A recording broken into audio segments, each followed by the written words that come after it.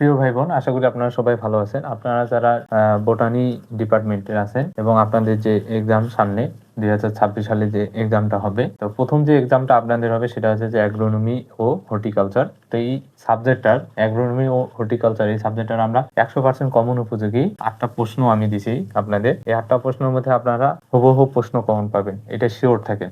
ঠিক আছে, আপনাদের মধ্যে হচ্ছে প্রশ্ন লিখতে হবে কয়টা, 5টার মধ্যে হয়তো 5টাও কমন পেতে পারেন এখান থেকে, বা যে কটা আসে সে কটাও কমন পেতে পারেন। তবে আপনারা এখান থেকে এই 8টা প্রশ্নের মধ্যে সর্বনিম্ন হলেও আপনি হচ্ছে যে 4টা মানে 4-5টা আসলে কমন পাবেন, এটা নিয়ে কোনো ডাউট নেই।